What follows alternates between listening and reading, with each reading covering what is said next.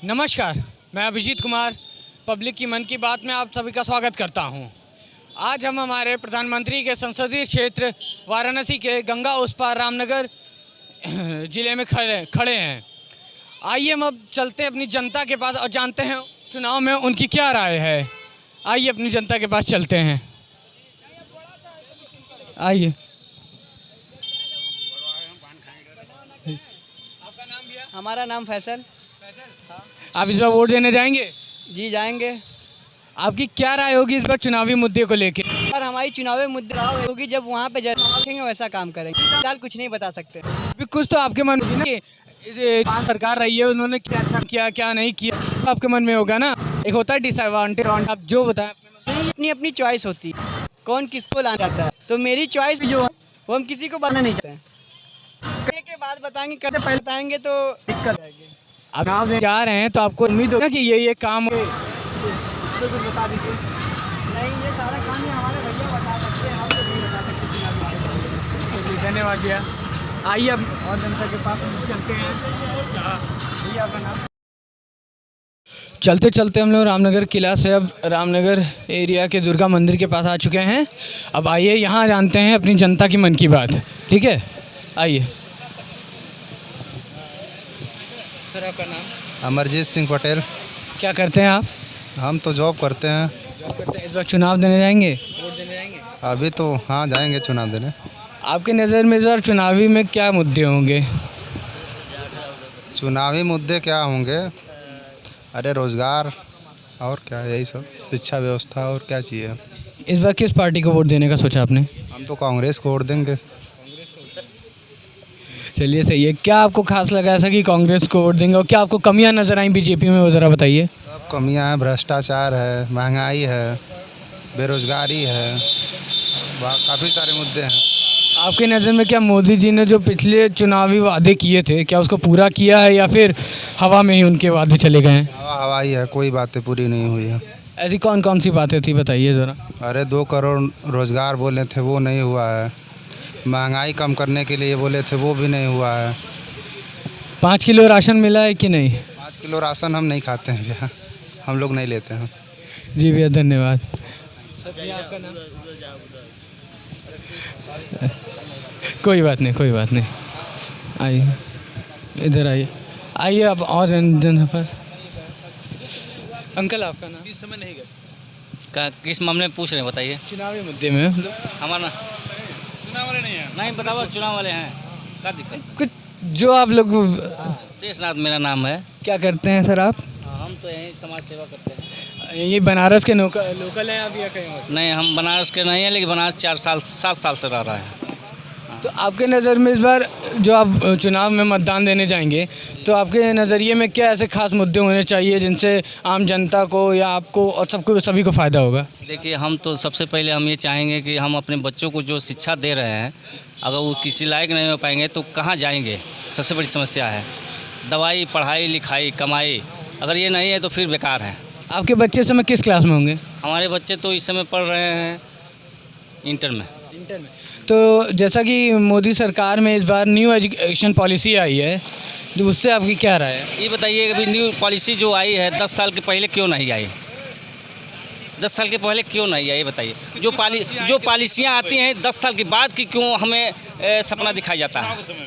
ये सपना हमको 10 साल के बाद क्यों दिखाया जाता है? आज आपकी आप उसके वैलिडिटी है, आपकी उम्र ख़त्म हो जाएगी तो आप क्या करेंगे? आपके नज़र में ये पॉलिसी फ़ायदेमंद है शिक्षा के लिए? भी आई ही नहीं, अभी आई ही नहीं, तो उसके बारे में हम क्या, जो बच्चा पैदा नहीं हुआ तो उसके बारे में हम क्या सोचेंगे? नहीं, न्यू एजुकेशन पॉलिसी तो चालू हो गई है। न्यू एजुकेशन पॉलिसी तो चालू हो गई है। अब जो लड़का बीए कर रहा है, जो बीएससी करेगा, वो पहले 3 साल में होता था, अब 4 साल हो जाएगा। 4 साल के बाद फिर बीटीसी करेगा, टीटी करेगा, या जो भी करेगा, उसके बाद उसकी उम्र बढ़ती जाएगी। और उसके बाद मानिए कोई गरीब आदमी है, आर्थिक स्थिति कमज़ोर है, तो कहाँ से शिक्षा दे पाएगा वो? हमारे देश में कम से कम 75% लोग आर्थिक रूप से कमज़ोर हैं। बहुत ऐसे लोग हैं जिनके पास ज़मीनें भी नहीं हैं। वो आदमी कहाँ से शिक्षा देगा, कहाँ से पढ़ाएगा? वो सोचने वाली बात है। जिसके पास हमारे पास मान लें हमारे पैसा है, हम अपने बच्चों को तो पढ़ा लेंगे, खेत बेच करके पढ़ा लेंगे, लेकिन जिसके पास पैसा नहीं वो कहाँ से पढ़ाएगा, कैसे पढ़ाएगा, कितना त्याग करेगा, कितना समय देगा? वो सोचने वाली बात है। बच्चे का भविष्य अगर बर्बाद हो जाएगा तो कहाँ जाएगा वो बेचारा। गरीब किसान के बच्चे जो है हम मिलिट्री में, पुलिस में, सिपाही में जाते हैं। 50% गरीब बच्चे के जो है, ये हमारी आर्थिक स्थिति जो है, अगर हमारी आर्थिक स्थिति मजबूत नहीं होगी तो एक डॉक्टर बनाने में अगर हम प्राइवेट सेक्टर से पढ़ाएंगे तो हमको करोड़ रुपया खर्च करना पड़ेगा। वो करोड़ रुपया हम कहाँ से लाएंगे, सोचने वाली बात है। सबको सरकारी विद्यालय मिल नहीं पाएंगे। तो ऐसी पॉलिसी होनी चाहिए कि गरीब का भी बच्चा जो है डॉक्टर बने, ताकि वो समाज सेवा के लिए उसके पास एक्टिविटी हो, जज्बा हो, उत्साह हो, उमंग हो कि हम डॉक्टर बने हैं तो हम सेवा करें। हम पैसा दे करके अगर हम किसी तरह की अगर डिग्री लेते हैं तो हमारे अंदर वो सेवा भाव नहीं रहेगा। हमको पैसा अपना वसूलने का वो जरिया बनेगा। आप अपनी तरफ से क्या सूचना देना चाहते हैं आने वाली सरकार को कि जिससे शिक्षा पॉलिसी के तहत में बहुत फ़ायदा हो या बच्चों को? हम सरकार से ये कहना चाहेंगे कि हमारी ऐसी पॉलिसी हो कि एक अमीर का लड़का, एक गरीब का लड़का एक समान शिक्षा मिले, ताकि उसके अंदर किसी तरह की भेदभाव ना हो। उसको अंदर अपने आप में ये ना महसूस हो कि हम पैसे के अभाव में पढ़ नहीं पाए। ये पॉलिसी होनी चाहिए ताकि एक गरीब का भी बच्चा ये महसूस करे कि हाँ यार, ऐसी पॉलिसी है कि उससे हमको भी लाभ मिला। धन्यवाद, धन्यवाद सर। चलिए अब हो गया ठीक। अरे आप नाम बता दीजिए बताइए सर, बताइए। जैसे एक गरीब बच्चा है, पहले गरीब किसान के ही बच्चे जो है मिलिट्री में जा रहे हैं आजकल। चाहे पहले भी जाते थे, आज भी गरीब जो यही बच्चे जो है मिलिट्री में जाते हैं। लेकिन वो गरीब का बच्चा अगर 4 साल के बाद उसका मायूस हो जा रहा है, वो राष्ट्रभक्ति के लिए जाता है, उस सीमा पर बॉर्डर पर शहीद होने के लिए चला जाता है, माँ बाप भी छोड़ देते हैं। लेकिन जब वो 4 साल के बाद अगर उसे पूछा जाता है कि आप क्या हैं, तो बताने में बड़ा शर्मिंदगी महसूस करता है कि मैं अग्निवीर हूँ। मायूस हो जाता है, होपलेस हो जाता है कि मैं अग्निवीर हूँ। नहीं तो इसी मिलिट्री के भर्ती होने के बाद एक गाँव में, परिवार में, समाज में एक संदेश जाता था कि लड़का आर्मी में है, गर्व होता था, एक शान होती। तो आपकी समझ में ये जो मोदी सरकार ने अग्निवीर की जो योजना बनाया है, इसे खत्म करने की कोशिश की जाए? इसको तो एकदम ख़त्म कर देनी चाहिए, क्योंकि ये गरीबों की पेट पर लात है। क्योंकि अपने खून को, अपने बच्चे को देश के लिए दे रहा है, तो राष्ट्रभक्ति कहाँ से हो पाएगी? सोचने वाली बात है। एक तो अपने बच्चे को किसी तरह, बच्चा मान लीजिए गरीब है, गरीब के ही नाते जाता है, मजबूरी में जाता है, शौक़ से कोई नहीं जाता है। लेकिन अगर शौक़ में वो चला भी गया तो एक जोश उसके अंदर आता है कि हम देश की सेवा के लिए आए हुए हैं। अब जान वहाँ देगा वो और परिवार चला नहीं पाएगा, क्या मतलब होगा उसको? कोई मतलब नहीं रहेगा। जी सर, आपका नाम सर? संजय। आप क्या बताना चाहेंगे मोदी सरकार की अग्निवीर योजना पे? फ्लॉप है पीएम जी का ये जो सिस्टम बना है, फ्लॉप, पूरी तरह से फ्लॉप है। ज़बरदस्ती लागू किए हैं, ये ज़बरदस्ती चला रहा है। इसके पक्ष में कोई है ही नहीं, लेकिन ज़बरदस्ती चला रहे हैं। चूँकि सारा तंत्र उनके हाथ में है, सारा सिस्टम उनके हाथ में है, इसलिए ज़बरदस्ती चला रहे हैं। साल में 2-2 बार भर्तियाँ होती थी सबको। इसी मिलिट्री की 2-2 बार भर्तियाँ होती थी साल में, और आज 3-3 साल में मिलिट्री की भर्ती हो रही है। अब वो 3 साल के बाद भर्ती होगा, जो 3 साल की उम्र के होगा वो डिस्क्वालीफाई हो जाएगा, उसकी उम्र खत्म हो जाएगी, तो कहाँ जाएगा?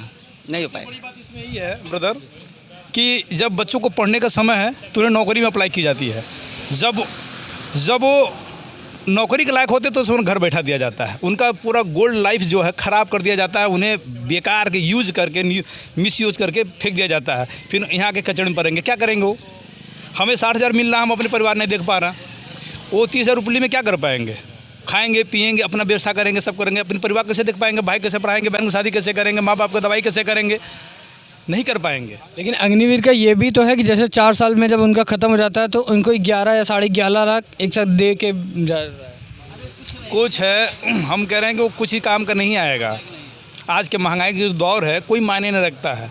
जो नौकरी करेगा वो कुछ बचा ही नहीं पाएगा, पहली बात। और जो लेके आएगा वो कितना लेके आएगा? अब ये तो कल्पनाएँ हैं, अभी हुआ नहीं है, ऐसा कुछ नहीं है। इनको करना चाहिए था, अग्निवीर करना चाहिए था, 25 साल के बाद करना चाहिए था। अग्निवीर करना चाहिए था, 25 साल के बाद करना चाहिए था। जो लड़के रिजेक्ट हो जाते हैं उसमें खुशी से जाते हैं, लेकिन जो जिन लड़कों का भविष्य है उनको ज़बरदस्ती बुला रहे हैं ना उसमें। हम कह रहे 24 साल के बाद जाते, 23 साल के बाद जाते हो, तो उनको अच्छा लगता है कि चलिए ठीक है भाई, सरकार ने हमें ऑफ़र दिया है। लेकिन पता चला कि जब पढ़ने की उम्र है, जब कुछ करने की उम्र है, तो सरकार ने एक लालच दे दिया, मुझे आ जाओ अग्निवीर बन जाओ। सरकार से यही कहेंगे कि हमारी ऐसी पॉलिसी हो कि शिक्षा और स्वास्थ्य सबको एक समान मिले, ताकि हमारा समाज आगे बढ़े। मूलभूत 3 चीज़ें, शिक्षा, मेडिसिन विभाग, ये सब ऐसी चीज़ें हैं जो कि सीधे जनता को प्रभावित करता है, सीधे, लेकिन इस पर कोई जोर नहीं दिया जाता है। आपके नज़र में प्रधानमंत्री मोदी जी ने इस 10 साल में क्या ऐसे कार्य किए हैं जिनसे इस बार उनका जो कहना है कि इस बार का हमारा 400 पार होगा? वो खुद नहीं बता पाते हैं तो हम लोग क्या बताएंगे क्या काम किए हैं। वो आज तक खुद ही गिना नहीं पाए हैं। पीएम जी कोई काम ही नहीं बता पाते कि हमने ये किया है देश हित में। कोई काम आप भी बता दीजिए, कोई किए हैं तो। राम मंदिर हो गया, राम सेतु का पुल हो गया। ठीक है, आस्था है, आस्था अपने जगह है, लेकिन जीने के लिए आस्था अपने जगह है। जीने के लिए हमें कारखाने चाहिए, फैक्ट्री चाहिए, शिक्षा चाहिए, चिकित्सा चाहिए। जीने के लिए हमें भगवान तो हमारे हृदय में बसे हुए हैं, हमें मंदिर में नहीं ढूंढना है। अगर इंसान होगा तो कभी भी पाखंड के रूप में नहीं जाएगा मंदिर में, जाएगा, आस्था अलग चीज़ है, लेकिन हम उसके लिए एकदम पूरा तन मन नहीं लगा देंगे। हमारे अंदर ही परमात्मा है, कहीं बाहर नहीं है। इस बार आपका मतदान किस पार्टी को होगा? मतदान हम लोग को देने का मौका नहीं मिलता है, इधर उधर ड्यूटी में रहते हैं। आप बताएं इस बार मतदान आपका किस तरफ होगा? हमारा मतदान जो गरीब से गरीब के लोगों के लिए, बच्चों के लिए, युवाओं के लिए स्वास्थ्य, शिक्षा, दवाई, पढ़ाई लिखाई, अगर उसके लिए समान सुविधाएं देते हैं तो हम उसको लाइक करेंगे हमेशा। हम ऐसे लाइक नहीं करेंगे कि हम भेड़िया धसान हमको बना दिया जाए। हम ऐसे को लाइक नहीं करेंगे कि एक जमात बन जाए, एक मूर्खों की, एक ऐसे अनपढ़ों की, एक जाहिलों की।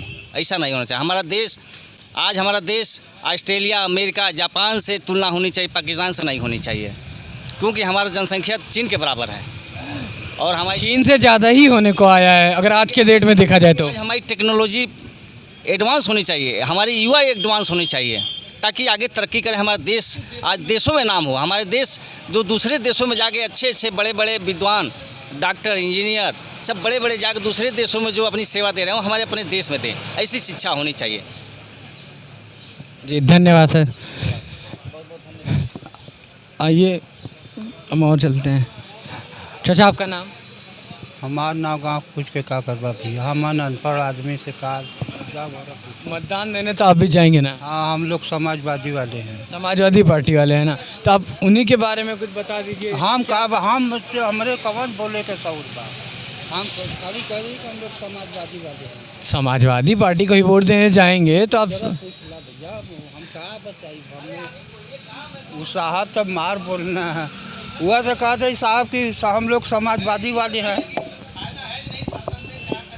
अरे अभी हमारे जितना दिमाग ना बा। इस सरकार से आप खुश हैं कि नहीं? ना, एकदम नहीं खुश है जा। कोई दो कारण बता दीजिए अपने नाखुशी के, बस 2 कारण। अरे हम कहा बताई भाई, सरकार है तो ना खुश है तो कोई 2 कारण तो होगा आपके। दिल की बात बताइए सर को, यही सब सर्वे है, दिल की बात बताइए, खुश है कि नहीं है? खुश का बाड़ी जा मन, तू लड़का वैसे ही टहरत बाड़न, कौन खुश बा? वो 28-30 बरस के बाद कौन नौकरी पाई है? नौकरी भी नहीं मिल रही है, हाँ। कोई रोजगार भी नहीं मिल रहा है। बस अब भैया जाओ और पूछा रहा। चलिए चाचा धन्यवाद। हम लोग साइकिल वाले बंद कर। आया।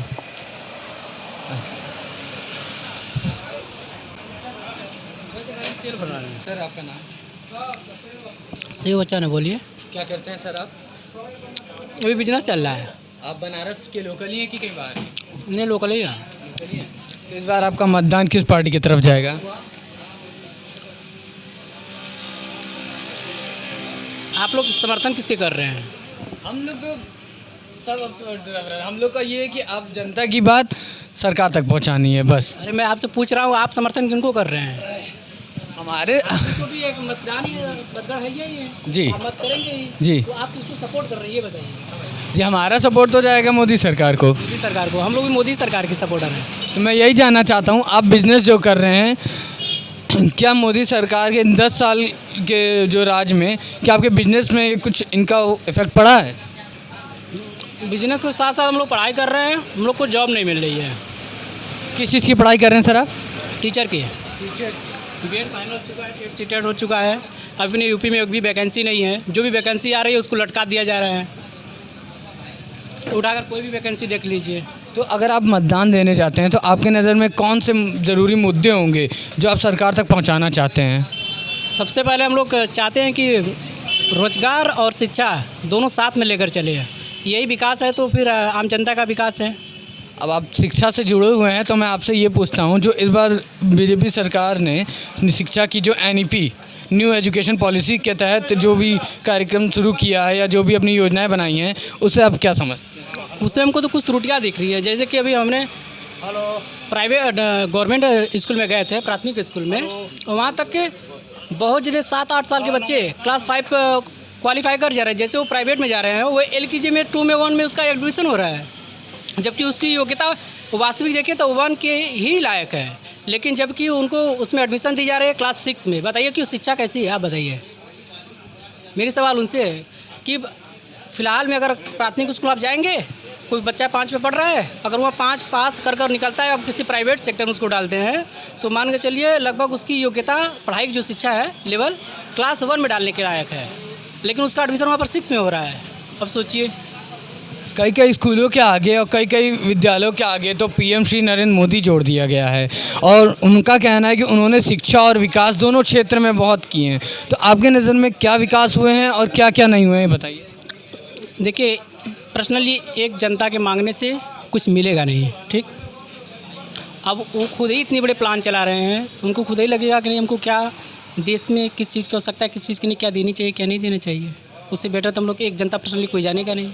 तो इस बार आपका मतदान किस पे जाएगा? उन्हीं को जा रहा है, हम लोग BJP को ही देते हैं। चलिए भैया, धन्यवाद।